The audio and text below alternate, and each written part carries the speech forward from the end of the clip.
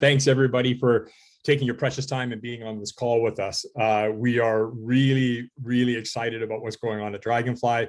Incredibly humbled and gracious or thankful for the year that we've had, and look forward to talking a bit about that year and maybe some subsequent events of what's happening here in Q1. The first thing that we need to start off with is that our numbers are going to be filed tomorrow. So this is our first full year year end on NASDAQ, and our auditors are behind schedule, which is a very common problem with companies across all public companies right now. There is no material problems. There's no issues. We know what the numbers are. We're dying to talk about them. We're very happy where they came in, and but the auditors, persnickety little things that they're checking off and doing and third readings and such. And so they'll be filed tomorrow, and that's all I can say about that. So first of all, I apologize. But that said, I think it's we still want to provide a company update, which will give color to our last year.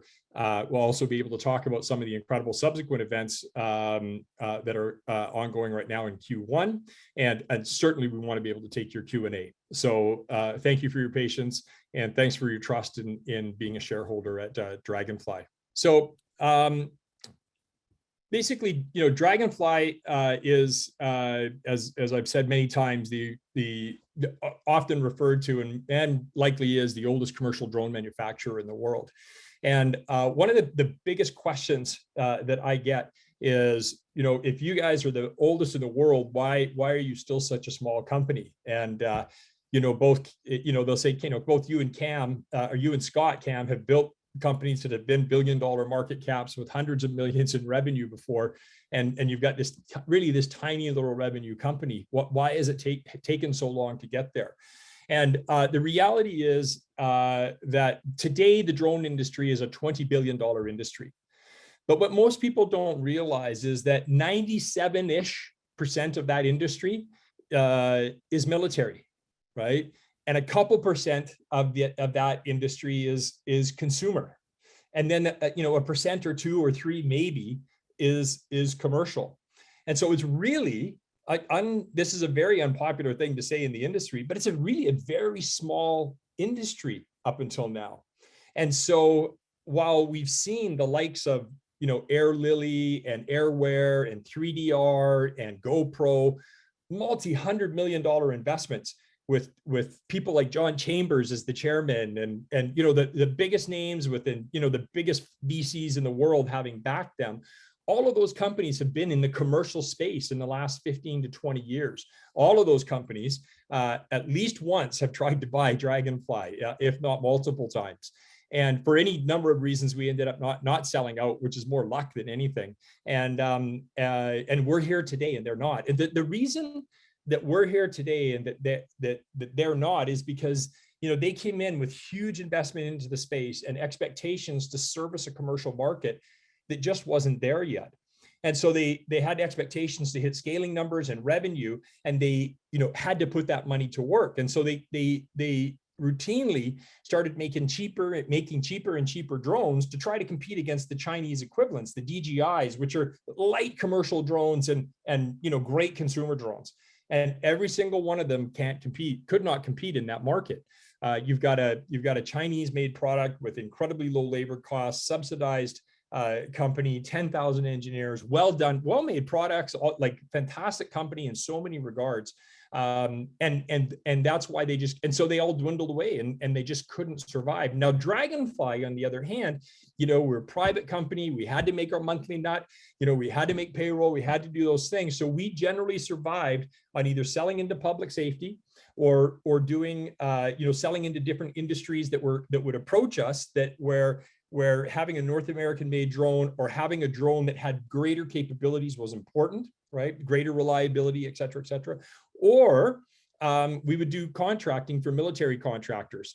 And so, we've built systems out there that drone companies today out there that are commercial have not built and would be dream of building, So we've built systems counter drone systems with drones that fly at hundreds of miles an hour, 100% autonomous, shooting out Kevlar nets using airbag explosives, capturing drones, and pulling them out of theater, whether that was a combat scenario or whether that was over a correctional facility or something like that, or scenarios where we've run theater and pilots where there's blood being delivered onto the battlefield. So this amount of AI and autonomous work and highly specialized work is what's made our engineering bench so strong and allowed us to attract the top talent in the industry and keep that talent. In fact, in the 24 years, we've only had 2 people leave.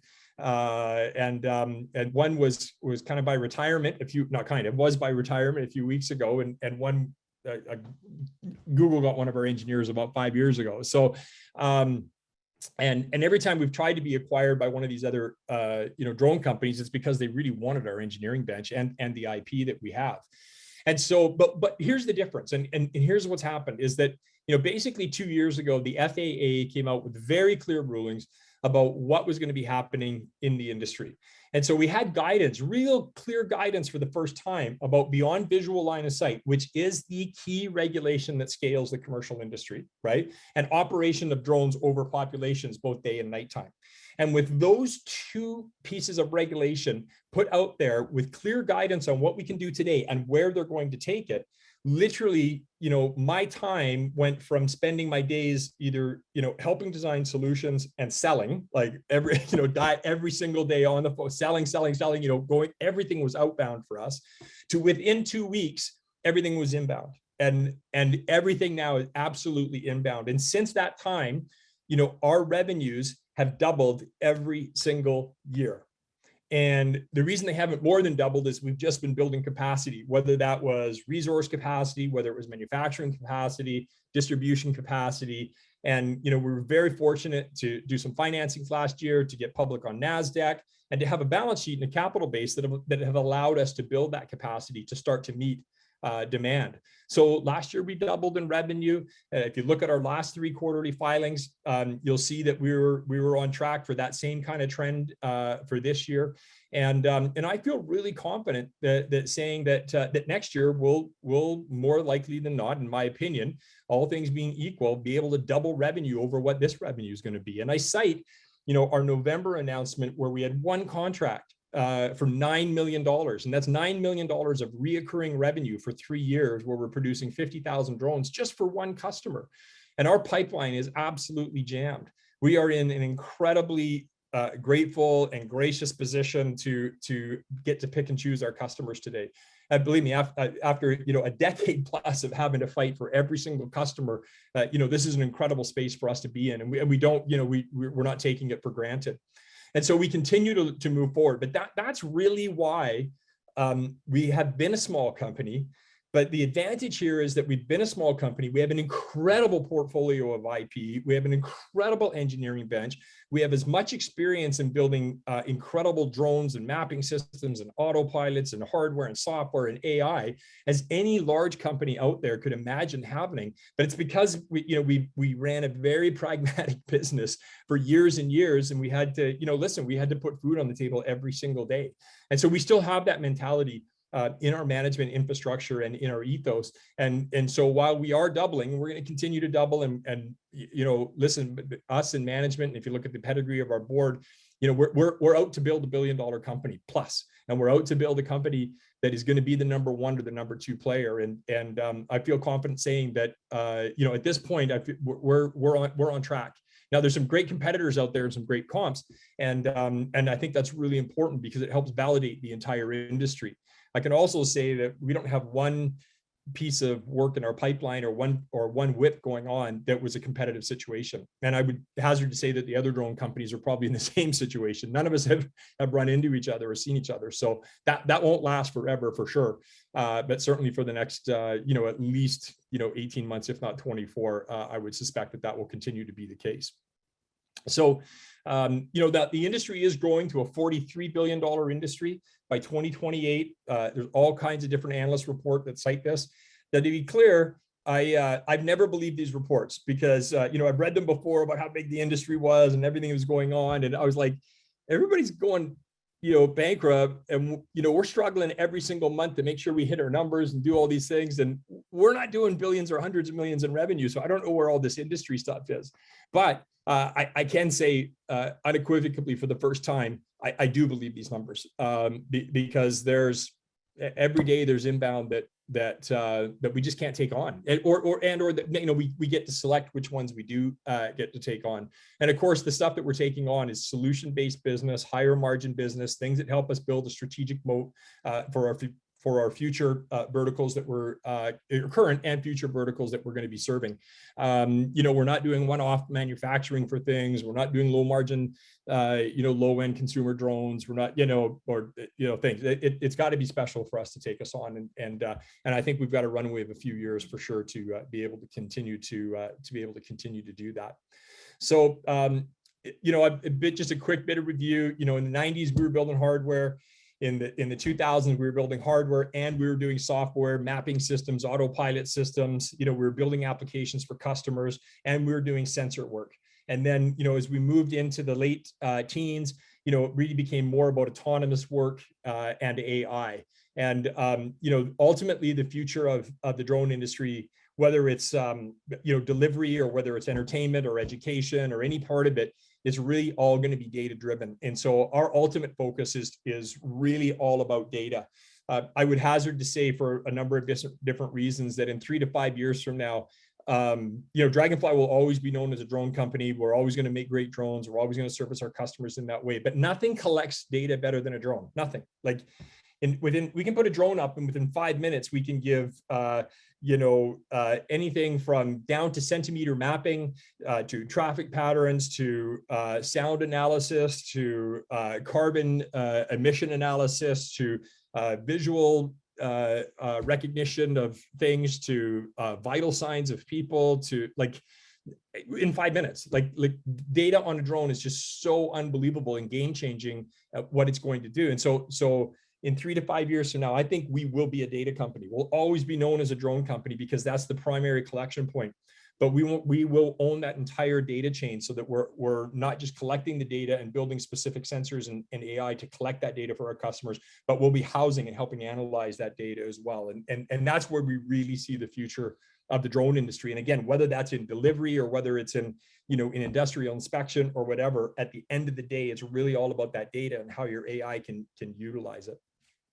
And this is what I do think is different about Draganfly compared to a lot of players out there right now, where they might be building a specific piece of hardware, to work in a great industry, but they're looking for their signature customer, or they're looking to get their signature product out to market or mature it, or whatever the case is. And the reality is, I'm just going to skip ahead one slide here, is we have a mature product line. And our product lines are not just hardware. Our product lines are full solutions. They come with, whether it's the piloting systems or integrated with other software that they have to be integrated with, or whether it's the AI, or whether it's the data collection or storage. It's really a platform. It's not a piece of hardware that we sell. We do not have customers that come to us and saying, we want a drone that flies 5 minutes longer and 13 meters higher. That's just never a question that comes up. Maybe in the early 2000s, in the late 90s it was, but today, a customer comes up and says, we've got 23 ports, we're a port authority, and we need to do this type of security, this type of vital intelligence monitoring. We need to do this type of environmental monitoring. We need to house the data in this format. And we need to, where do we start? They're not looking for a drone and a pilot. They're trying to, do a whole solution.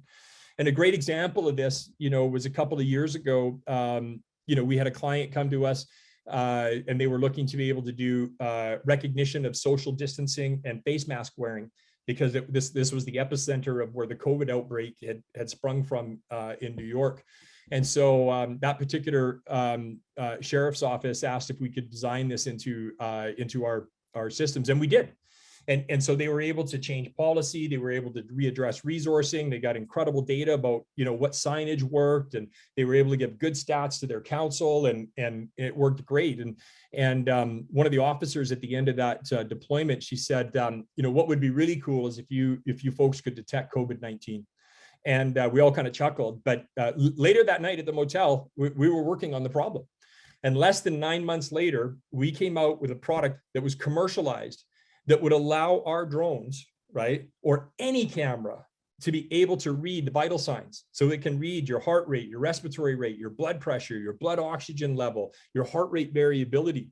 And we've deployed these systems now into manufacturing facilities, into correctional facilities, into doctors' offices, and just a plethora of different applications. And where it really counts is in the humanitarian side of things. So one of the things that's happened to us in the last few short weeks here is Cold Chain Delivery Services, which is a channel partner of ours, where we're building medical delivery and first responder systems for Texas EMS. It's about a $750,000 contract that we announced last year. Phase one, it's a 5-phase contract that eventually leads into multiple year support and services of the supply and provisioning and operations of what will be hundreds and hundreds of drones from 911 stations. And they were contacted by a humanitarian organization in the Ukraine. And the reason that they were contacted was because they had seen the work that we had done with our medical relief drone and the work that we're doing with Texas EMS. And we've got hundreds and hundreds of flights on this drone, tons of data that we're providing to the FAA. And so we have a proprietary 35-pound payload box that in this case sits on top of the drone and can deliver temperature sensitive supplies into a situation. So whether it's vaccines or whether it's insulin or whether it's EpiPens, whether it's blood, whether it's pharmaceuticals or painkillers or whatever it is, we can do that work, and we've got experience doing that work. Given the fact that the first drone to ever save a human life was a Draganfly drone. And that drone today sits on permanent display in the Smithsonian. And so our public safety work is just part of our ethos, and it's just incredibly, incredibly important to us. And so Revived Soldiers Ukraine approached Cold Chain, and Cold Chain was like, yeah, Draganfly is going to be all over this. So they put an initial order of 10 units. And these are $30,000 units. They put an initial order of 10 units in with us. We donated another 3 units, which is the least that we could do. And because they were actually buying, they have bought multiple dozens, if I'm not mistaken, of ambulances and put them in theater to get supplies in. But those ambulances are literally getting taken out and shot and stopped and confiscated and such. So they're looking to a drone solution, and we think we've provided it. This drone can fly from over 5 kilometers away. It can fly by wire and goggle. It moves incredibly fast. It drops in, puts the drone right where it's needed.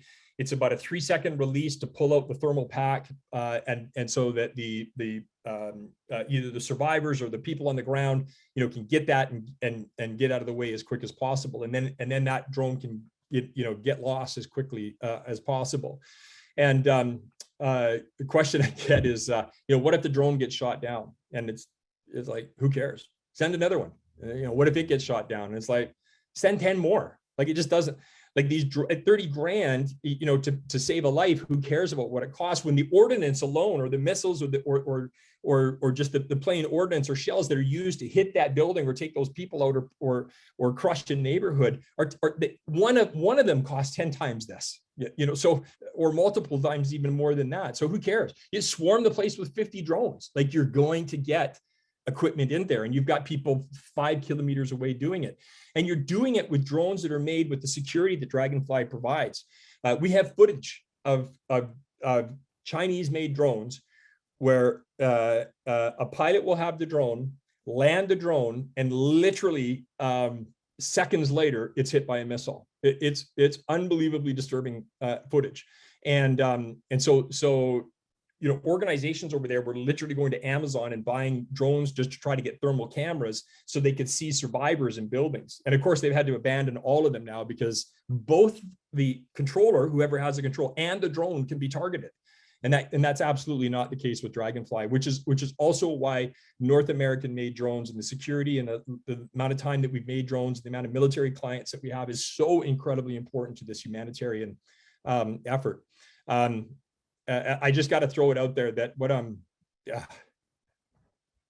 it's hard to even talk about without getting choked up. But we've had shareholders that have stepped up, multiples of shareholders now that have stepped up and on top of the order that we already got, are buying drones, which we're selling at cost, and doing the logistics for free. And they're donating them. And they're just like, hey, this is, I was going to donate to, some cause, but if I can, if I can do this and send a drone over there that has direct impact with people that are on the ground doing it, and to me, it's just an incredible sign of the type of shareholders that you are, the type of company that you're backing, and another reason that we're just going to keep working so hard to earn your trust. It's incredible. So a program is kind of grassroots program is sprung up here. So those folks that are buying those drones, they get to name them, like write something on there, and we'll provide them the mission stats, and we'll provide them to the extent we can, as long as it's nothing inappropriate. We'll provide them the footage from their drone as well. And so the great part of it is we've now had another company that stepped up and said they'll provide insulin to put inside the drones, which is actually one of the biggest requests that are coming through to Irene at RSK or RSU, excuse me, is people that just can't get insulin and they're trapped in places and such. So we're super excited about what's going on here.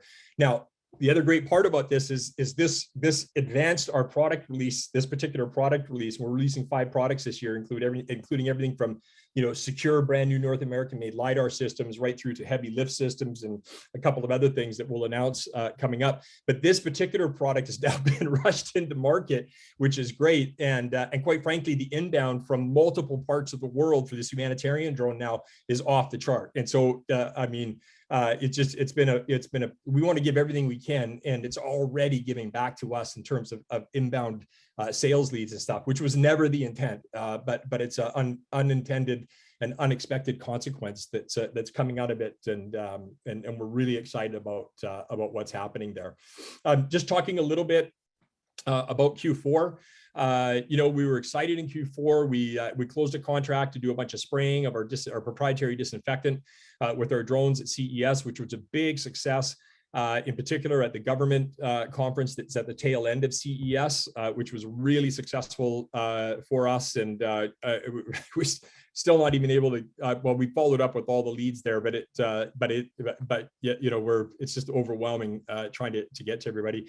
We've had a really successful relationship with DRL, and DRL is, a lot of people don't realize it, but the Drone Racing League, they're a drone racing league, but really they're a tech company. I mean, these folks are just absolutely brilliant in what they build and how they build it, the communication links that they have to do, the complexity of being able to do a fair drone race is just off the chart.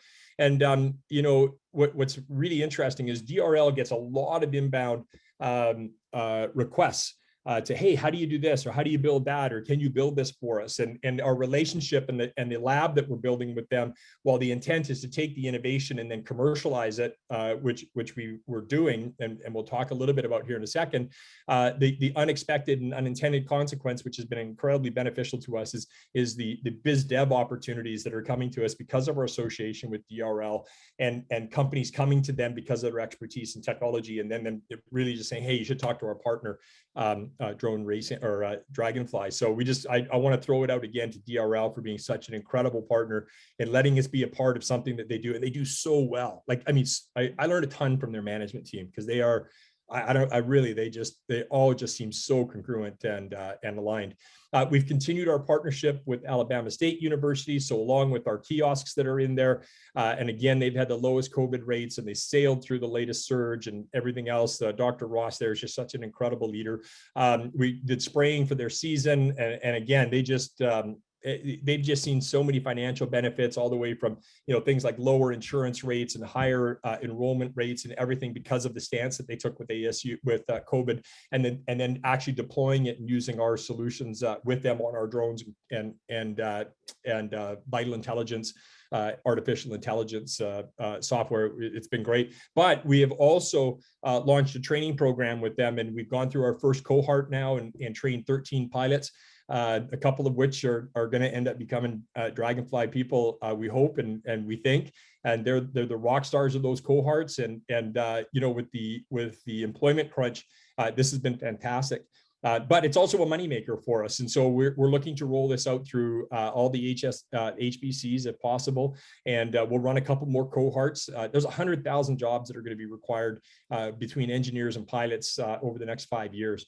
And so we're really excited to work with ASU and their partner universities in order to roll out the proprietary 107 certificate program, as well as the other advanced programs that we're now beginning to offer, which is, how to fly drones in humanitarian situations, how to be a first responder drone operator, the list goes on. So thanks to them for their partnership and their ongoing being a customer of ours. Cold chain delivery services, the EMS project out of Texas. We've just about completed phase 1. We expect that to move into, well, we know it's going to move into the phase 2 at least, and hopefully right through to phase 5, which would be massive contracts for us over the years.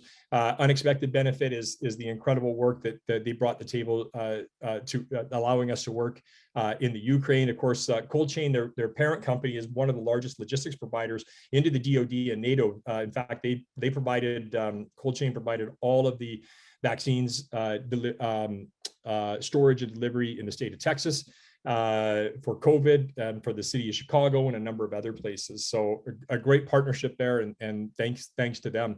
The Mint 400, the reason I bring this up is because we had a direct commercialization of some of our work that went into the Mint 400, and the Mint 400 is a Baja race. And so the reason I'm highlighting this is because about a year ago, we started designing in our lab, and we're actually working on some of this with DRL as well, a thermal system that will actually see through dust in the Baja race, and actually map that with LiDAR that we do before a race. So in the Baja race, it's over just hundreds of miles.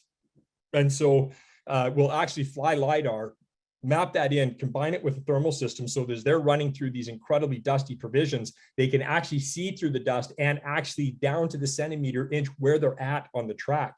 Now, the truck that we put this in, it was a beautiful installation. We opened it up to the whole industry to see.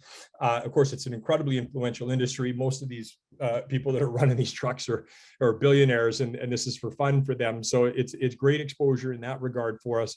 And Kyle Washington in particular with his truck, and the Washington family have been just incredible supporters and amazing shareholders for us. And so when we did that install, it made a difference. The truck led most of the race. And if you talk to Ryan, the driver, he will tell you that he's never had that type of intelligence in dust before. It was incredible. Now the truck blew an engine as it was in the lead for most of the race, but he credited that positioning mostly. I mean, he's got to take credit. He's an incredible driver, but the new tech on there was incredible. And so this is a great example of how we're going to be able to use this as technology, obviously not just in Baja racing, because it's not an overly big market or anything like that. But imagine, if you will, when you're putting drones in emergency situations or in desert situations where you've got to be able to see through things, where you don't have clear line of sight, or in cloud situations or in clandestine situations. This is where we apply this type of work into the technology that we do. And that's really the differentiator for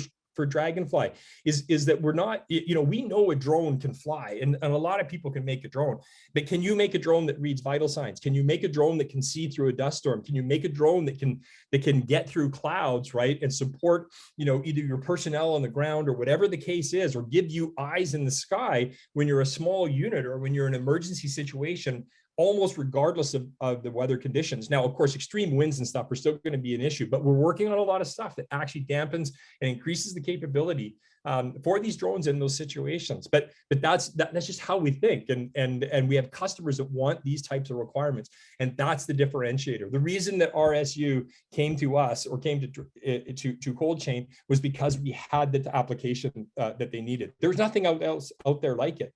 These drones are coming in, delivering these medical supplies and providing vital sign readings back to the people to find out who needs to be triaged. How bad are the people that are in those surviving situations? Are they in shock? Are they dehydrated? Are they so and over time, that's the stuff that will make the difference. It's that data, it's the information. It's not just, and that makes for a better delivery, but actually utilizes every aspect of a delivery or a flight or a mission to be able to collect all the information you need in order to be more successful rather than just getting a package somewhere.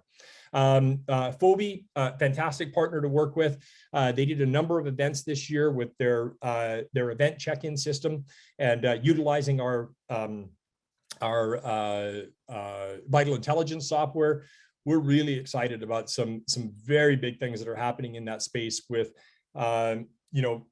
world-class size events that are mandated now to manage the health services and the health monitoring of all of the volunteers and all of the athletes and all of the people that participate when you bring crowds together. So we're really excited about what's coming up out of that, and the health security and services that we'll be providing for some of those global type of events.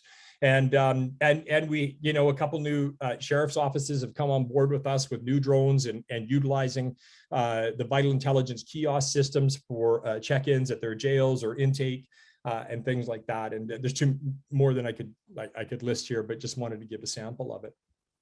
So, listen, on that front, the bottom line is we're going through rapid growth. We're providing advanced drone services and solutions.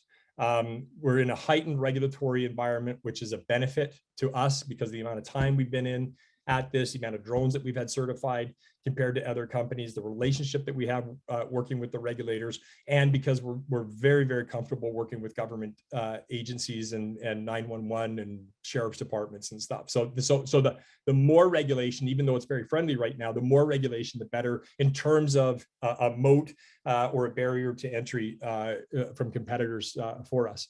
And we have a seasoned executive team. Scott and I have had the good pleasure of building a couple of great companies before.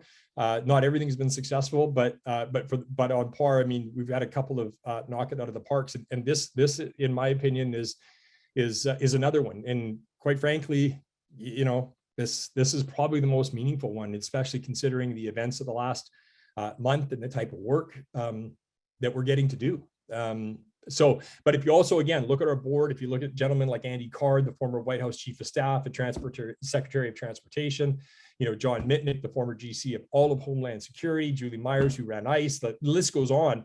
For a company our size to have that type of pedigree and governance is what's really helping us win some just incredible customers, and making sure management's on top of their game. So on that front, first and foremost, I really appreciate everybody allowing us to have the time to give this presentation.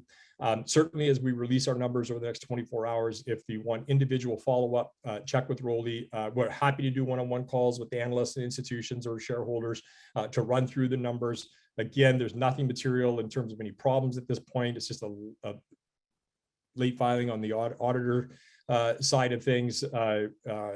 Just trying to be as kind as I can and not as frustrated as I probably really am in that regard. And we're thrilled with the results that we hit in the last year, and this quarter that we're in right now just is looking great. So on that note, what I'll do is I'll turn it over to our president, Scott, to facilitate questions, and Rolly, I think you've been busy on the Q&A as well. So thank you very much, and thank you just for allowing us to do what we do and being a part of it. And we appreciate your trust, and we'll work hard to keep it. Scott?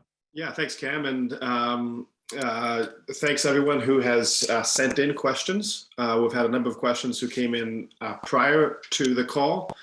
So we've got a list of questions there. We have a list of questions that are coming in kind of during the call. And so I'm just kind of going to take these as they've come in, and some I'll answer myself, some I'll defer back to Cam, and keeping of course an eye on time and all the rest of it. We'll work through as many of these as we can. There's lots of doubles up and all the rest of it. So just kind of jumping in right here. First one, please comment on international expansion plans for Draganfly. So I'll go ahead and take this.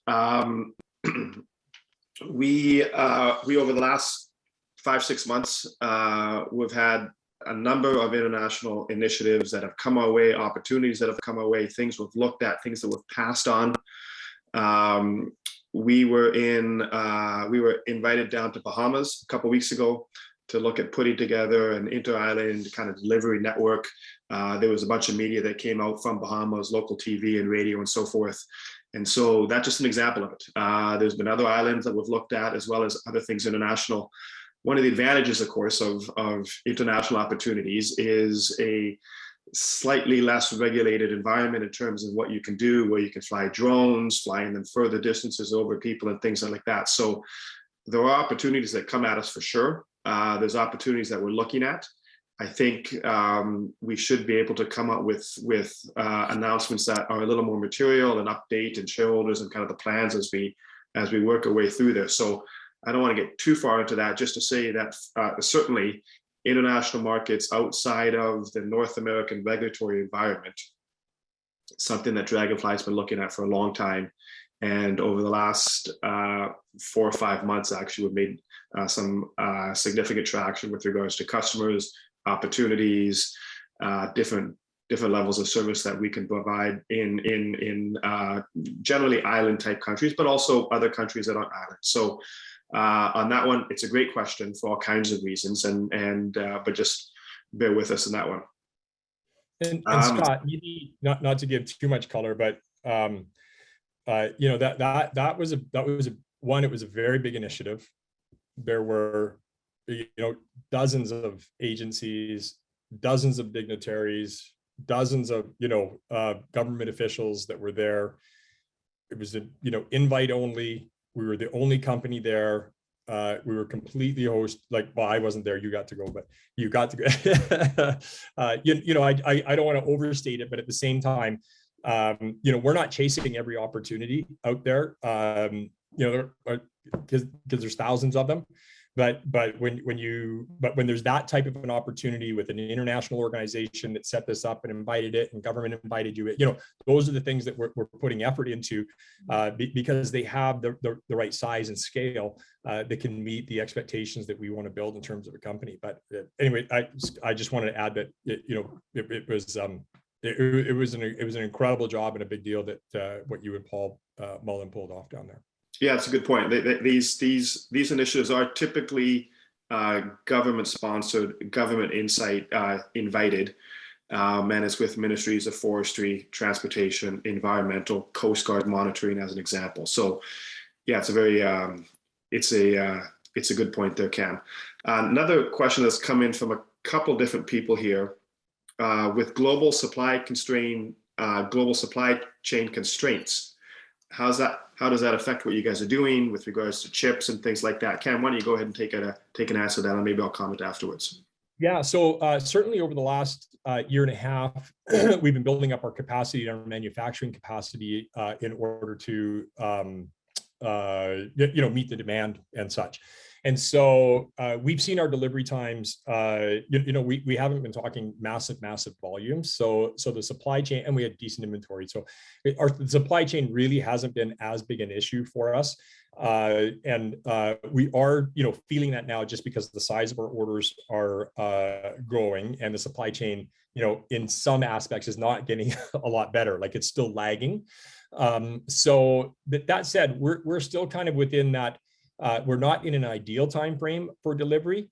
We're kind of in that 6 to 8 weeks delivery time for product, which isn't great. You know, we would like to be in that.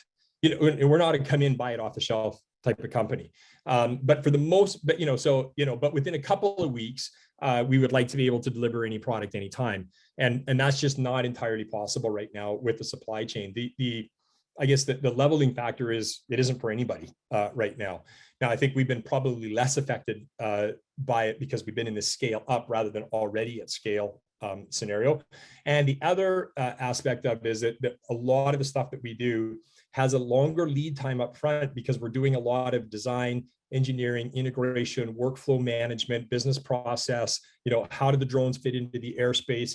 What data are you pulling down to fit into your ERP? So as all of that work is kind of happening, we're already ordering parts and building, you know, prototypes and things like that, so that by the time we get to scale, we've had longer lead times. So it's also why we kind of see a lag in the scale, even though we're growing like crazy. It's because we have this upfront, kind of consultative phase a lot of times. We're not in, you don't walk into Best Buy and buy our drones. You buy entire platforms from us. So overall, we actually haven't been that affected by it, but it's something we're keeping a very close eye on for sure. Yeah, it's to Cam's point, it's affected everybody, of course, drones and all other industries. And so it is tricky. We think we've done a pretty good job of managing it, buying in bulk, getting ahead of supply chains and things like that, buying some of the long lead items in advance. But it's an issue. For sure, it's an issue. It's affecting anyone. We think we've managed to work our way through it and done a pretty good job on it. And to that point, hasn't affected numbers and so forth. But we spent a lot of time working on it for sure. Yeah, it's definitely, it takes more resource time for sure. That's a great point. Yeah, that's a very, very fair. Another question here, any military contracts or clients in the pipeline? We haven't actually. We haven't announced any. We do some humanitarian work, of course, which is the right thing to do. Some of it's donation, other of it, of course, is with the contracts that we've announced. And so I would say we've had some government contracts. But with regards to specific military, no, that's not who Draganfly is. We're an engineering customers in the past, but certainly nothing too pointy, but certainly humanitarian, as we've talked about, and we think we'll continue to do that in the future. Yeah, if I can just add into that, I think we want to be a little bit careful on how big you call military. So. What we call military is we don't build bombs, right? We don't build ordnance. We don't build things that kill people. We have done some work in the non-lethal space. So, kind of 40 millimeter launchers that sit underneath a drone that shoot a beanbag, or, a non-lethal, non-explosive doorbuster, for a SWAT team or something like that. But as soon as we get into the military work where we're asked to build a guidance system or whatever, it's just not what we're going to do. That said, our military contractors and the agencies in the government that are military important customers of ours, and do we work with them? Absolutely. So, but whether it's kind of reconnaissance or humanitarian or border patrol or border surveillance, all of those types of things, for sure, there's lots and lots in the works. But as Scott said, we're not doing anything that that goes out and kills somebody. Yeah. Quick question here has come in, say, with regards to what's the payload capacity of the drones? Specifically, I think the reference is to the stuff that we're doing in Ukraine. Can a rescue dog, for example, fit in one? Is it the size of a large pizza box? And yes is the answer. I think depending on kind of how far the drone needs to go, obviously the less mass that goes into the box, into the delivery unit, means it can go further. But generally think about something in the 10 to 30 pound range. If it's less, go further. If it's a little higher, obviously you can go a little shorter distances. But yeah, something the size of a pizza box, if a little bigger, even higher, 18 inches high, maybe even a little deeper than that. So insulin, medical, a search and rescue dog, as you asked about, certainly 25 to 30 pounds would generally be the max weight, the max mass for a for this type of drone that we're talking about. But it's an interesting question. And on that, like if there's demand, like the one thing that's we try to anticipate where the market's going to go and prepare to build product for it. We don't build product for it before we have seen customer demand though. So we try to live in between that space where Steve Jobs would say you you have to build, the car before anybody knew they needed a car, or the other end of the world, which says only build what a customer asks for. We try to manage right in between that space. One, because we know you got to skate to where the puck's going to be. But from a financial perspective, it's pretty easy to blow your brains out on things that you might happen. And so the reason I bring that up is because, this medical relief drone does 35 pounds. Some of the heavier lift drones that we're working with some of the island customers and or prospects, that we're working with can do much more than that. But if, it's really all in many, it's all about engineering, right? And then of course, regulation. And so now we're not in the move humans space. That's an entirely different set of regulations and a world that we're not like. We think that space is going to be owned by the Bells and the Airbuses and or the other really big companies that are financing into that. And that's not where we're going. But yeah, to move a dog or to move a something like that, because and we think there's a market that would be needed for that. We can knock on wood with a slight grain of salt. We can build anything. Right? It's just engineering. Okay, it's 10 minutes before the end of the hour. Let's see if we can work our way through a few more of these questions and then end up pretty much right on time. Cam, we'll send this one back to you. Any update on DDL? On DDL or on WAZED? DDL.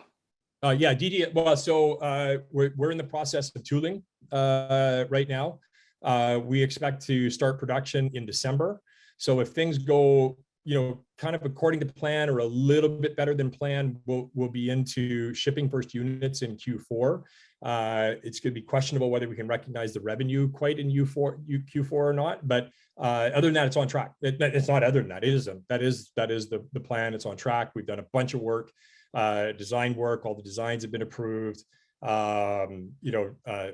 Testing has been done. Modeling has been done.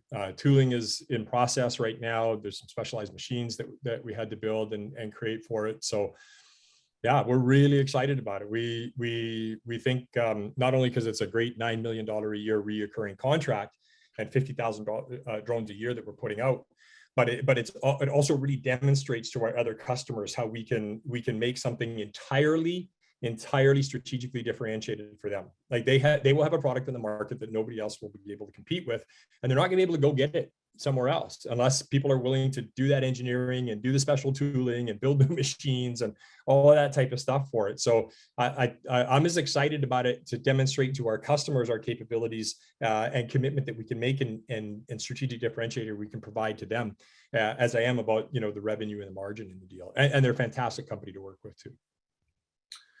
How about an update on WAZED?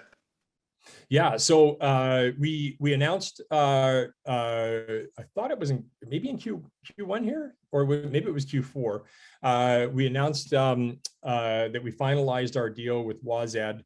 Actually, DRL became part of the deal, and Robotify also became part of the deal, where we're providing educational software development, equipment, and drones into the next generation of what WAZED will be providing into the school system. And I can tell you that the work that we've done with DDL in that space has really informed us and taught us a lot in terms of how we're actually creating this additional, or not just us, but along with Robotify, DRL, and WAZED, how we're creating this incredibly differentiated product that will go primarily into middle schools. And actually, it's going to be a product that will then support DRL and what they're doing in the middle schools and their whole league development. So we can't talk about specific numbers or anything like that. But again, we're thrilled that that Steve Wozniak's organization chose us to work with and do that design work and such with them. So I can say it's not a contract that's the size of DDL by any stretch, but it is one of these contracts that once you've built that with them, that it is lifelong. So who knows, like over the course of the next 15 years of this product's life cycle, and how it integrates with schools and all the middle schools, that were over 500 middle schools already, that was Ed Services and the Draganfly name in there, the unintended benefits I think will be quite large, but it could be as big as DDL because it just has that type of long tail to it. But on the surface, it's not just to put it in context, it's not a 50,000 drone a year, $9 million a year contract, but it's sizable, and to the extent that we can, talk about specifics, whatever the lawyers will let me say and the accountants, we will. And so more information coming, but it's successful, and we're thrilled to have chosen to be able to do it.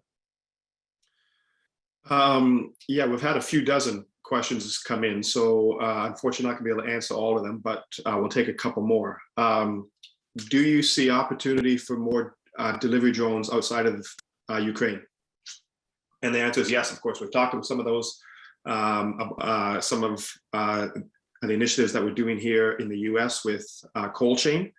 I mentioned a little bit earlier on the call, of course, there's been some international customers and potential opportunities that we've engaged and responded to, and those are moving along at their own pace with regards to putting together delivery networks for using drones outside of both North America as well as Ukraine. So yes, is the answer to that. We do see significant opportunity for using drones for delivery purposes outside of the Ukraine, certainly, and this would be outside of humanitarian purposes as well. This would be just goods and services and products and things like that where the drones are typically used for things that are more valuable, single kind of deliveries, but yes, significant opportunities, and look forward to dragging some of those over the line over the next little bit here and being able to come out with some announcements and initiatives.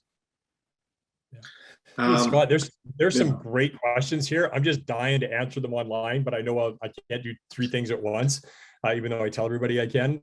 So I just really want to encourage everybody, because once this thing ends, I don't know if I can save these, but I really send these questions into Rolly, and we'll get back on every single one of them. There's some really great ones in here. So yeah, please, if we don't get to you, get a hold of Rolly and we'll answer them. So.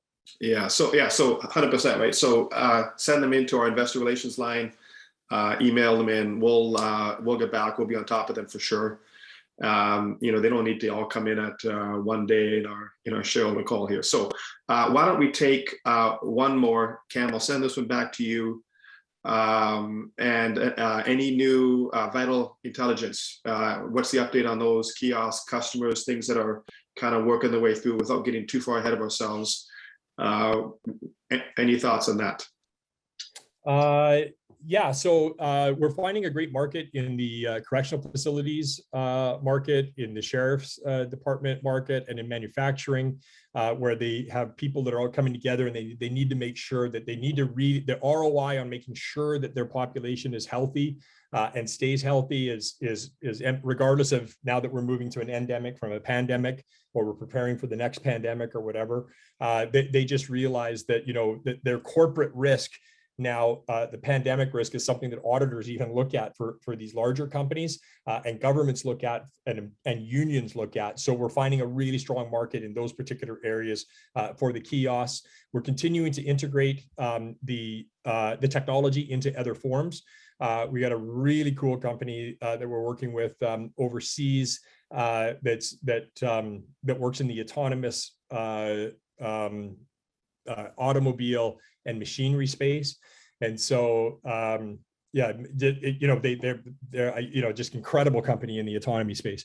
And so they're looking to incorporate into their platform, which supplies many of the largest manufacturers today, the ability for the vehicle itself to read the vital signs. So we think about heavy machinery or a car or something like that, and being able to read the vital signs of the driver all the time, or the operator, for safety reasons or those types of things.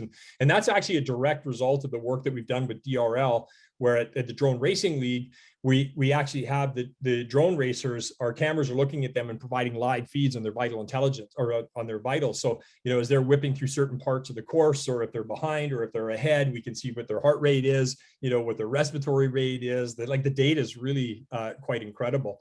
We've even had inquiries from gaming companies that say, hey, we want that kind of data for people that are playing our video games, because we want to show and demonstrate the physical stress and capabilities that are required in order to play our games. So the whole esport thing is even chiming into it. There's a number of things happening in the telemedicine space and such as well. But again, unless they're really big and significant opportunities, we're not chasing everyone down. We're making sure that they're driven by customers and customers that have budget, and then in fact that budget then helps drive our R&D costs. The most eminent sales numbers that will drive the Vital Intelligence product line will be events, large events. So I'm not talking your average meeting at a convention or something, but if you think about a very large sporting event or a very large convention where the risk and the liability of an outbreak happening there, or people not being sick, or the ability to demonstrate people coming to that event, whether it's government sending athletes or volunteers into an area, and they're doing a best practices around health security, which might include things like spraying and vital intelligence and stuff like that. That's been an unexpected market for us that's really maturing quickly, and we expect to make some great progress and announcements in that regard shortly. Yeah. Okay. So it's 4:00 here Pacific time. Want to thank everybody who joined the call. Thanks for the questions. Thanks for the interest, of course, as Cam mentioned in what we're doing. There's some great questions, great suggestions as well in terms of ideas and opportunities and things for us to kind of get our head wrapped around. So I think we'll end it there. As Cam mentioned, keep emailing the questions in. We'll respond to them as we can over the next little bit. Stay connected. If there's things, thoughts, of course, we're trying to continually improve our shareholder communications and just being part of the community and engaging as best we can. Not giving guidance, of course, but just keeping people aware of the things that we're doing, because in fact we're doing a lot of different things, and the opportunities continue to go up, and some of those we've announced and some of those are still to come. So I think with that, I'll go ahead and thank everybody, and Cam can sign us off here. Yeah, thank you, Scott. As always, it's such a pleasure to serve with you and with Rolly and the entire team that you've put together, of course, including our board. Most importantly, quite frankly, is our customers. So for those customers who may be on, or our shareholders, or that are our customers as well, we just thank you for the trust. We're going to work hard to continue to make you strategically differentiated from your competitors, and hopefully help build out your business for you. So we'll humbly work that direction. Our shareholders, which are the lifeblood of the company, especially when we're growing, and we need the trust and the belief of you. That doesn't escape us. And so Jerry, Chet, Sam, Chris, Gregory, Eugene, Kenneth, Katul, Nick. I'm sorry we didn't get to your questions today. We will answer them. And just thanks for your patience and time. And then to our employees, I mean, you're amazing. Like, what you are pulling off and what you are doing for people right now is truly, truly incredible. And as part of management and founder, I'm honored to get to work with you. So anyway, thank you so much. Look forward to the numbers coming out tomorrow, and don't be afraid to reach out to us. Thank you.